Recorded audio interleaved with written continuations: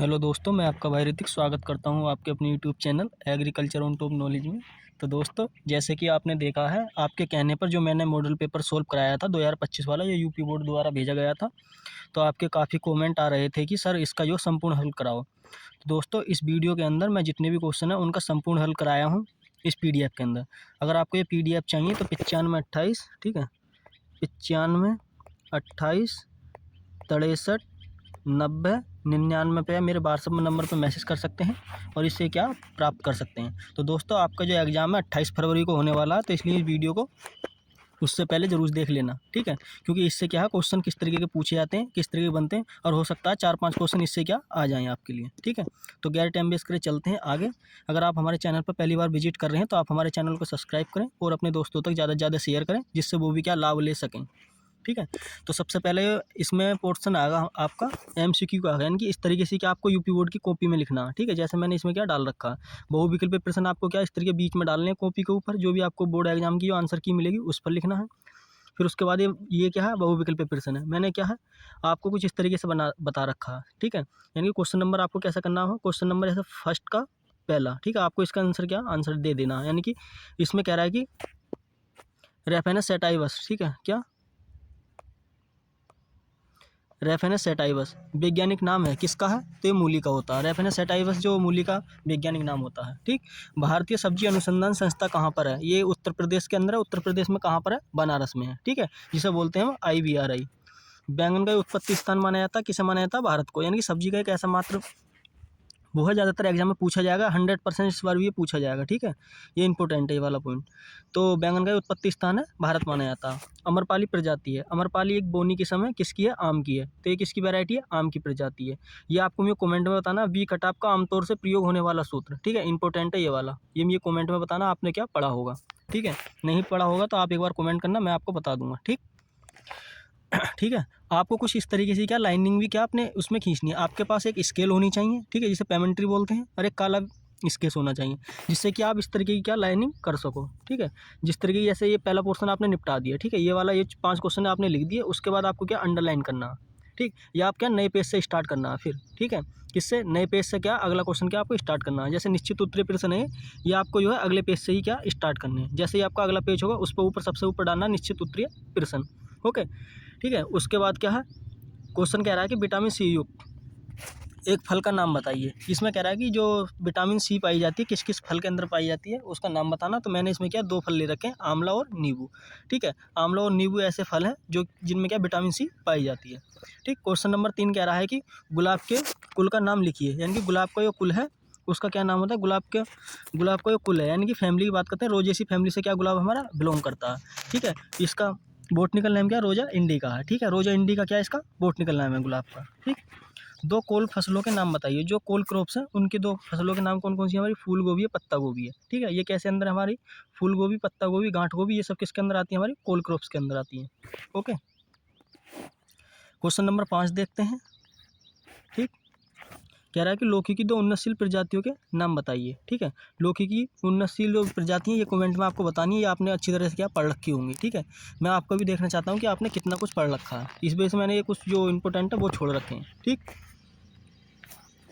बात करते हैं एकांतरिक फलन, ठीक है। एकांतरिक फलन क्या है, आप इसे समझ सकते हैं। एकांतरिक फलन वह अर्थ है, एकांतरिक फल का वह अर्थ है, ऐसी प्रक्रियाएं या गतिविधियां हैं, गतिविधियों से है जो भूमि जो विभिन्न चरणों में बारी बारी से होती हैं। यानी कि एक ऐसी एकांतरिक फलन होता है, एक ऐसा अर्थ है जिसमें क्या है, ऐसी प्रक्रिया और गतिविधियां होती हैं जो विभिन्न चरणों में क्या होती रहती हैं, जिससे मिट्टी का उर्वरकता बढ़े, फसल का उत्पादन बढ़े और कृषि की और पारिस्थितिक में क्या है, संतुलन बनाए रखें, ठीक है। इन सबको क्या कहते हैं, एकांतरिक फलन कहा जाता है, ओके। इस तरीके से क्या आपने इतने इतने बड़े क्वेश्चन क्या लिखने हैं मात्र, ठीक। अति लघु उत्तरीय प्रश्न, ये आपको क्या, ये भी अगले पेज से ही स्टार्ट करना है इसी तरीके से। बाढ़ की परिभाषा लिखिए।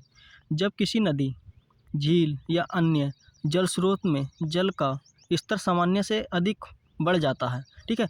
क्या है, जब कोई भी नदी है, झील है, तालाब है, जो भी है, जो आपने देखा होगा, या गंगा जी होती हैं, ठीक है, उनमें क्या जब जल स्तर बढ़ जाता है और उसके आसपास के क्षेत्र में फैल जाता है, उसका जो जल है, पानी है, वो उसके आसपास के क्षेत्र में क्या बढ़ जाता है, जब फैल जाता है तो उसे क्या कहते हैं, बाढ़ कहते हैं। सिंपल भाषा में क्या एकदम मैंने लिखा है ये अपनी लैंग्वेज में, ठीक है। बाढ़ जो होती है कैसी होती है, प्राकृतिक आपदा होती है, यानी कि क्या प्राकृतिक के थ्रू ही केवल होती है, ठीक। जैसा आपने क्वेश्चन नंबर 7 लिखा, उसके बाद क्या आपको स्केल से आपके अंडरलाइन इस तरीके से क्या जरूर करना है, क्योंकि इससे क्या थोड़ा क्वेश्चन अट्रैक्टिव लगता है। क्या लगता है, अट्रैक्टिव लगता है, देखने में अच्छा लगता है। तो आपको जो एग्जामिनर होगा पूरा नंबर बिल्कुल देगा, ठीक है, पूरे नंबर आपको क्या मिलेंगे। आगे चलते हैं, क्वेश्चन नंबर 8 देखते हैं क्या कह रहा है। टमाटर के बीज शोधन हेतु एक रासायनिक का नाम व मात्रा लिखिए। टमाटर के लिए बीज शोधन हेतु थायराम या कैप्टान, ये दो, इसने एक की बात करी, मैंने दो लिख रखी है, आपको कौन से याद रहे। थायराम या कैप्टान रसायन का प्रयोग करते हैं जिसकी मात्रा 2 ग्राम पर केजी के हिसाब से क्या रखते हैं, यानी कि 1 केजी के लिए हम 2 ग्राम क्या उसमें क्या मिला देते हैं, जिससे क्या हमारा सीड का ट्रीटमेंट हो जाता है, ठीक। इससे क्या होता है कि फंगस की जो बीमारी होती है वो नहीं लगती हैं। ओके, इस तरीके से देखो मैंने अंडरलाइन कर रखा, क्योंकि मैंने भी जब एग्जाम दिया था तो इस तरीके से दिया था, ठीक है। आप क्योंकि अट्रैक्टिव करोगे जितनी अच्छी के आपको नंबर मिलेंगे, ठीक। क्वेश्चन नंबर 9 कह रहा है, 9 देखते हैं।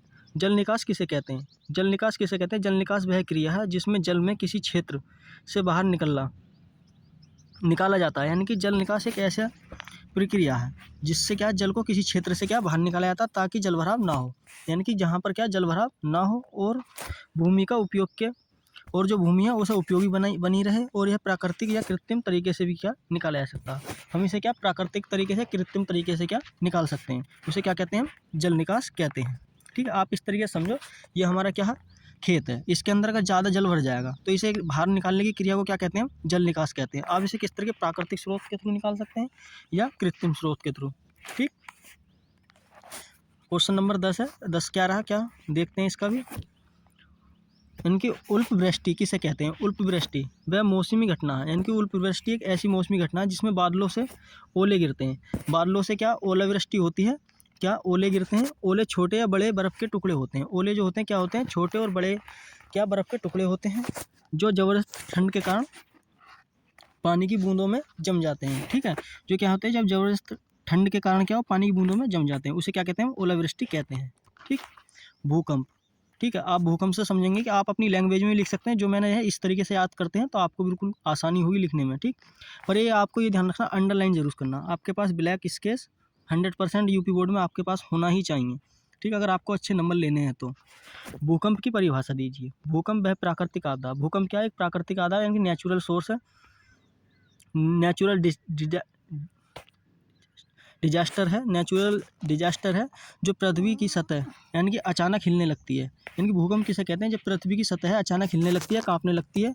यह मुख्य रूप से पृथ्वी की आंतरिक प्लेटों के टकराने या खिसकने से, ज्वालामुखी के फटने से गतिविधियों के कारण होती है। यानी कि भूकंप जो होता है हमारा किस किस कारण होता है, जब हमारी पृथ्वी की प्लेटें हैं वो खिसकती हैं, ठीक है, या ज्वालामुखी की गतिविधियों से क्या विस्फोट होता है, उसके सब कारण क्या होता है, ठीक है, उसे क्या कहते हैं, भूकंप कहते हैं, ठीक। अब आते हैं लघुत्तरीय प्रश्न, ठीक। लघुत्तरीय प्रश्न किस तरीके के हैं उन्हें देखते हैं। ये आपको क्या इस तरीके से नए पेज से जो भी स्टार्ट करना है, आपको इस तरीके के क्वेश्चन नए पेज से स्टार्ट करने हैं जब भी, ठीक है। तो कह रहा है कि आम का काला सिरा रोग के प्रमुख लक्षण तथा रोकथाम के उपयोग लिखिए। इंपॉर्टेंट है ये वाला, आपसे कोई भी मतलब रोग के बारे में पूछे तो आप इस तरीके से लिखना जैसे मैंने पॉइंट वाइज लिखा है, ठीक है। आपके नंबर कतई नहीं कटेगा, ठीक है। ज़्यादातर सभी के जो लक्षण है इस तरीके के होते हैं, ठीक है। आप इन्हें भी लिख दोगे तो आपको कोई दिक्कत नहीं होगी, ठीक। मुख्य लक्षण क्या क्या होते हैं, काली और कलिकाएँ का काला पड़ना। कली और कलिकाएँ जो होती हैं इसमें क्या काली पड़ने लगती हैं, फूलों का झड़ना हो जाता है, यानी कि फूल क्या झड़ने स्टार्ट हो जाते हैं, फल का काला दिखाई देना, ठीक है। आम का आपने देखा होगा, आम की चोंच होती है वो क्या काली हो जाती है, ठीक है। पत्तियों का विकृत होना, यानी कि पत्ती क्या छोटी हो जाती हैं, ठीक। शाखाओं का सूखना, जब ये रोग लग जाता है तो शाखा क्या है सूखने लगती हैं। और फलन में कमी होना, यानी कि उसकी जो इल्ड है फल की उसमें क्या कमी हो जाती है। ये क्या इसके प्रमुख लक्षण है। अब इसकी रोकथाम की बात करते हैं हम, किस तरीके से इसकी रोकथाम करते हैं। इस तरीके से क्या आपको सेम लिखना है अपनी बोर्ड कॉपी में, जैसे मैंने ये बता रखा है, ठीक। रोकथाम के उपाय, ठीक, क्या है रोकथाम के उपाय। संक्रमित जो शाखाएं उन्हें काट देना चाहिए, हटा देना चाहिए। फफूंदी नाशक का छिड़काव करना चाहिए। मैंकोजेब क्या है इंपॉर्टेंट है ये वाला, आप इसे जो रासायनिक उर्वरक है उसका फंगीसाइड है उसको प्रयोग करना चाहिए, मैंकोजेब का। संतुलित उर्वरक देना चाहिए, यानी कि उसे क्या टाइम टाइम पर क्या हमें उर्वरक देना चाहिए। रोग प्रतिरोधक किस्में, यानी कि जो हमारी रेजिस्टेंस वैरायटी है उन्हें लगाना चाहिए ज़्यादा से ज़्यादा। जैविक नियंत्रण करना चाहिए, यानी कि ट्राइकोडर्मा है उसका उपयोग करना चाहिए। ओके, अब कह रहा क्वेश्चन नंबर 13, ये जो है पूछा जाएगा 100%, इस बार भी 100% पूछा जाएगा, इंपॉर्टेंट है। अम्लीय मृदा किसे कहते हैं। अम्लीय मृदा के अम्लीय मृदा के बनने के कारण तथा निवारण का उपयोग लिखिए। अम्लीय मृदा वह है, सबसे पहले आपको परिभाषा लिखनी है अम्लीय मृदा की। वह मृदा जिसका पीएच मान 7 से कम होता है उसे क्या अम्लीय मृदा कहते हैं। ऐसी मिट्टी में हाइड्रोजन आयन और एल्युमिनियम आयन की क्या अधिकता होती है, यानी कि इसमें क्या हाइड्रोजन प्लस के आयन ज़्यादा पाए जाते हैं, एल्युमिनियम के आयन क्या पाए जाते हैं, जिससे फसलों की उपज में क्षमता में क्या प्रभावित करता है, यानी कि जो फसल है उसकी उपज को क्या डिस्ट्रॉय करता है, यानी कि इफेक्ट डालता है यील्ड पर। ठीक है, इसके बनने के कारण क्या क्या है। ठीक, बनने के कारण, अब इसके अम्लीय मृदा के बनने के कारण कौन कौन से हैं। अत्यधिक वर्षा का होना, जब अत्यधिक जहाँ पर वर्षा होगी तो वाटर लॉगिंग हो जाएगी, तो उस क्षेत्र में क्या अम्लीय मृदा की संभावना होती है। या कार्बनिक उर्वरकों यानी कि जो इनऑर्गेनिक फर्टिलाइजर होते हैं उनका ज़्यादा से ज़्यादा उपयोग करते हैं, तो उसके कारण हो सकता है कार्बनिक पदार्थों का अपघटन होना। ठीक है, जो कार्बनिक पदार्थ होते हैं उनका अपघटन क्यों होने, खनिज का अपेक्ष होना, यानी खनिज क्या है वो आपस में टूट जाते हैं, एक स्थान से दूसरे स्थान तक क्या चले जाते हैं, बाढ़ के थ्रू, पानी के थ्रू, इस तरीके से। तो उससे क्या है अम्लीय मृदा पर इफेक्ट होता है, इस तरीके की क्या मिट्टी बनती है। ठीक, अम्लीय मृदा जो है यानी कि मिट्टी है उसका निवारण हमें कैसा करना चाहिए। अगर आपके खेत में क्या अम्लीय मृदा पाई गई है उसका क्या क्या प्रयोग करें। सबसे पहले हमें चूने का प्रयोग करना चाहिए, जैविक खाद का उपयोग करना चाहिए और डोलोमाइट चूने का प्रयोग करना चाहिए। उचित सिंचाई की क्या प्रबंधन करनी चाहिए, यानी कि उचित सिंचाई जो है उसकी क्या व्यवस्था करनी चाहिए। ठीक, फसल चक्र क्या इंपॉर्टेंट पॉइंट है वो अपनाना ही चाहिए। जिप्सम का भी क्या इसमें प्रयोग करना चाहिए। ओके, अब क्वेश्चन नंबर देखते हैं 14 हमारा क्या कह रहा है। तो दोस्तों अगर आप हमारे चैनल पर पहली बार विजिट कर रहे हैं तो दोस्तों चैनल को सब्सक्राइब करें और अपने दोस्तों तक ज़्यादा से ज़्यादा शेयर करें, बेल आइकन भी दबा दें जिससे आने वाली हर एक वीडियो का नोटिफिकेशन आप तक क्या पहुंच सके।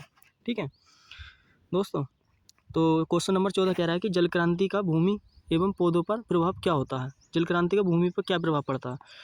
मृदा क्या अपवर्धन में कमी हो जाती है।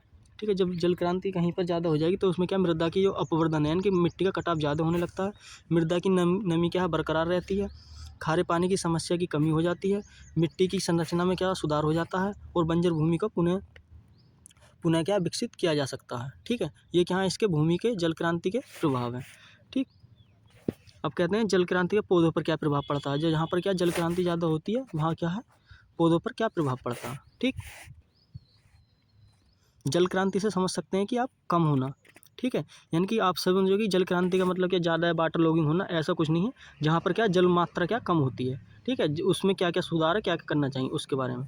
इसका जो प्रभाव पड़ता है पौधों पर, फसलों के उत्पादन में वृद्धि होती है, यानी कि जो फसल है जब कम पानी मिलेगा उसे टाइम से टाइम पानी मिलेगा तो क्या फसल के उत्पादन की वृद्धि होगी, पौधों की रोग प्रतिरोधक क्षमता बढ़ जाएगी, जल का संकट में निपटाने में मदद मिलती है, फसलों की विविधता को बढ़ाते हैं और हरित क्षेत्र में क्या वृद्धि करते हैं। ओके, अब है दिग्वृत्तिप्रसन। ठीक है, कौन से दिग्वृत्तिप्रसन है, ये इंपॉर्टेंट पॉइंट है। ये वाला क्वेश्चन जो इंपॉर्टेंट है ये आपको क्या पता होना चाहिए। अगर आपकी इसकी PDF चाहिए तो आप 95 28 63 90 99 पर भी मैसेज कर सकते हैं, फ्री ऑफ कॉस्ट क्या मिल जाएगी। पर एक शर्त है, आप हमारे चैनल को अपने दोस्तों तक ज़्यादा से ज़्यादा शेयर करें। ओके, कह रहा है कि सिंचाई की परिभाषा दिए एवं सिंचाई फल के गुण और प्रमाण की व्याख्या कीजिए। ठीक है, आप क्वेश्चन में क्या लिख भी सकते हैं, आपकी मर्जी। अगर आपके पास टाइम है तो आप क्वेश्चन लिख भी सकते हैं या ना भी लिख सकते हैं। ठीक है, किस तरीके जैसा आप चाहो उस तरीके से कर सकते हैं। आप आंसर डाल के इस तरीके से भी लिख सकते हैं। सबसे पहले आपको सिंचाई की परिभाषा, जब प्राकृतिक वर्षा अपर्याप्त हो जाती है, जो प्राकृतिक बारिश है जब क्या टाइम से नहीं होती है तो कृषि फसलों को आवश्यक मात्रा में पानी प्रदान करने की प्रक्रिया को क्या कहते हैं, सिंचाई कहते हैं। आप इस तरीके से मानो, जब क्या वर्षा टाइम से नहीं होती है तो हम क्या आर्टिफिशियल क्या बारिश, मतलब आर्टिफिशियल तरीके से क्या है अपने नलकूप के थ्रू या कुआओं के थ्रू या नहर के थ्रू क्या हम पानी देते हैं अपने खेत में। ठीक है, तो उसे क्या कहते हैं, सिंचाई कहते हैं। ठीक है, उसे क्या कहते हैं, सिंचाई कहते हैं। सिंचाई को इंग्लिश में बोलते हैं इरीगेशन। सिंचाई का मुख्य उद्देश्य पौधों की वृद्धि, मिट्टी में नमी बनाए रखना है और फसलों की अधिकतम उपज सुनिश्चित करना है। यानी कि वो सिंचाई हम इसलिए करते हैं क्योंकि पौधे की वृद्धि अच्छी हो। ठीक, क्या पौधों की वृद्धि अच्छी हो, नमी बनी रहे और फसलों की अच्छी उपज मिले। ओके, आगे चलते हैं। सिंचाई के गुण, यानी कि सिंचाई के क्या क्या गुण होने चाहिए। ठीक, यानी कि अच्छी सिंचाई के जल का निम्नलिखित गुण होते हैं, यानी कि pH का क्या संतुलन होना चाहिए, लवणता कम होनी चाहिए, हानिकारक रसायनों की अनुपस्थिति होनी चाहिए उसके अंदर। पानी के अंदर क्या हानिकारक कोई भी रासायनिक या केमिकल नहीं मिला होना चाहिए जो हमारी फसल के लिए नुकसान करे। पर्याप्त पोषण तत्वों की उपलब्धता होनी चाहिए उसके अंदर। जल में हानिकारक बैक्टीरिया, कवक या फंगस आदि रोगजनक नहीं होना चाहिए, जिससे कि अगर वो होंगे तो हमारी फसल को क्या डिस्ट्रॉय कर देंगे। ठीक, और कोई पॉइंट कह रहा है, पाँचवा पॉइंट, छठा पॉइंट कह रहा है जल में कैल्शियम और मैग्नीशियम की उचित मात्रा होनी चाहिए। ठीक है, ये क्या करते हैं हमारे प्लांट के लिए बहुत ही अच्छे होते हैं। ठीक, सिंचाई जल का प्रमाण, ठीक है, सिंचाई जल का प्रमाण है वो किस तरीके से, फसल की जल की आवश्यकताएं, मृदा का प्रकार कैसा है, मतलब किस तरीके की मृदा है, उस पर पानी रुकता है नहीं रुकता, इस तरीके की जलवायु की परिस्थितियाँ हैं, सिंचाई की विधियाँ, आप किस तरीके से सिंचाई कर रहे हैं, ठीक है, थाल विधि द्वारा या रेजिंग बेड द्वारा, इस तरीके से, या फील्ड मतलब क्यारी विधि द्वारा, आप पे ये निर्भर करता है कि आप सिंचाई किस विधि से कर रहे हैं। बाष्पीकरण और अपवाह, ठीक है, यानी कि उसका बाष्पीकरण किस तरीके से हो रहा पानी का, ये सब के ऊपर। अब एक मैंने क्या टॉपिक ले रखा है जो ज़्यादातर एग्जाम में क्या पूछे जाते हैं क्वेश्चन, इससे कोई भी कल्टीवेशन से पूछ लेगा तो आपको कल्टीवेशन कुछ इसी तरीके से क्या लिखनी है। ये क्वेश्चन दे रहा है कि फूल और टमाटर की खेती का तुलनात्मक वर्णन कीजिए, निम्नलिखित शीर्षक के अंतर्गत बीज दर और रोपाई दूरी बतानी है, खाद एवं उर्वरक की मात्रा बतानी है, उपज और प्रति हेक्टेयर कितनी होती है। तो सबसे पहले हमने हेडिंग डाला अपना फूल गोभी और टमाटर की खेती, ठीक है, जो हमारे ये हेडिंग दे रखे हैं ये वाले, ये क्या मैंने सबसे पहले हेडिंग कह रहा हूँ बीज दर व रोपाई की दूरी। तो दोस्तों इसका जो आप देख सकते हैं फूल गोभी, आप इस तरीके से हेडिंग डालेंगे। फूल गोभी की बीज दर सामान्यतः 3 प्रकार से रखते हैं, कितने प्रकार से रखते हैं, 3 प्रकार से, अगैती, मध्यम, पछेती, ठीक है। अगैती की रखते हैं 600 से लेके 700 ग्राम रखते हैं, मध्यम की रखते हैं 350-400 ग्राम, और पछेती की 375 ग्राम पर हेक्टेयर के आसपास क्या रखते हैं। पौधे के बीच की दूरी फसल की किस्म पर निर्भर करती है, आप किस तरीके की वैरायटी बोल रहे हैं या किस तरीके की वैरायटी है उस पर क्या निर्भर करती है। वैसे आप इसकी 45 × 15 सेंटीमीटर के आसपास क्या रख सकते हैं, रो इंटू रो प्लांट की दूरी, ओके। फिर उसके बाद आपको क्या करना है, टमाटर की लिखनी है, क्योंकि इसमें 2 पूछा है तो आपको फिर इसी प्रकार क्या टमाटर की लिखनी है, ठीक, किसकी लिखनी है, टमाटर की लिखनी है। टमाटर की बीज दर लगभग सामान्यतः 4 से, जो सामान्य बीज रखते हैं 400 से लेकर 500 ग्राम रखते हैं, और जो संकर वैरायटी यानी कि हाइब्रिड वैरायटी की रखते हैं कितनी रखते हैं, 100 से 150 केजी नहीं, 100 से 150 ग्राम पर हेक्टेयर के हिसाब से क्या रखते हैं। इसकी रोपाई की दूरी यानी कि 60 × 45 सेंटीमीटर क्या हम रखते हैं, ठीक। अब दूसरा क्या रहा हमारा हेडिंग, ये वाला जो दूसरा है हेडिंग, ये खाद एवं उर्वरक की मात्रा, ठीक है, इस तरीके से फिर आपको ये दूसरा हेडिंग डालना, ठीक, वही फिर करना है आपको इसी हिसाब से। फूल गोभी में गोबर की खाद कितनी डालते हैं, 20 से 25 टन पर हेक्टेयर डालते हैं। NPK की 120, 60 या 60, ठीक है, इतनी क्या हम NPK इसमें क्या देते हैं। टमाटर में भी इस तरीके से लिखना, गोबर की खाद कितनी देते हैं हम, 20 से 25 ton per hectare, NPK 100, 60 kg के आसपास क्या देते हैं। क्या आप इसकी क्या सेम ही मान सकते हैं, ओके।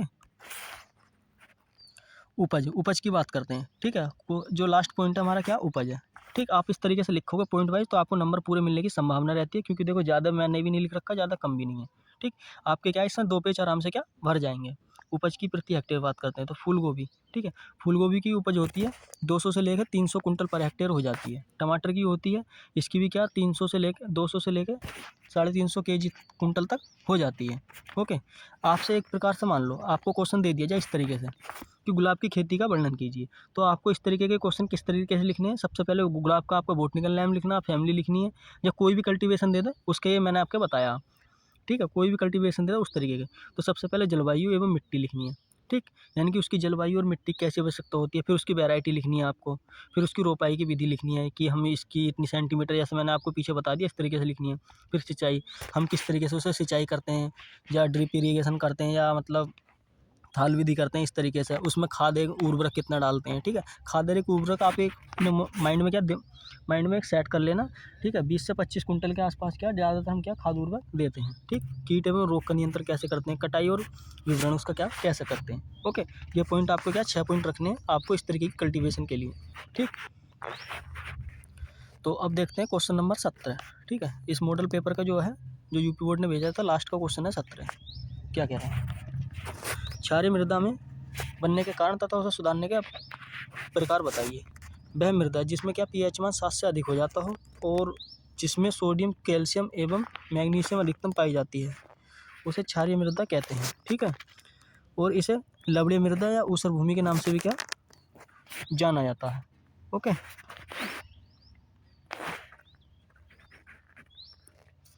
और है क्या क्षारीय मृदा बनने के कारण, यानी कि क्षारीय मृदा जो है हमारी किन किन कारणों के कारण बनती है, उसके बारे में कुछ पॉइंट है, उन्हें देख लेते हैं। खनिजों का अपक्षय होना, ठीक है, जो खनिज लवण है उनका क्या विघटन होना, यानी कि हट जाना अपनी भूमि से, ठीक है। अधिक सिंचाई या जल भराव का होना, अल्प वर्षा तथा उच्च बाष्पीकरण होना, ठीक है, यानी कि कम वर्षा होना और उसका क्या बाष्पीकरण का ज़्यादा हो जाना जल का। अनुचित जल का निकास होना, यानी कि उसका क्या जल का सही तरीके से निकास नहीं होना। नदी व समुद्र का प्रभाव पड़ना, जहाँ पर नदी और समुद्र है उसका क्या प्रभाव पड़ जाता है, इससे क्या हमारे मिट्टी के अंदर जो हमारे लिविंग ऑर्गेनिज्म होते हैं उनका क्या हट जाता है। रासायनिक उर्वरकों का अधिक उपयोग करना, ये सब क्या है इसके मृदा के बनने के कारण है। क्षारीय, ओके, क्षारीय मृदा को निवारण किस तरीके से कर सकते हैं?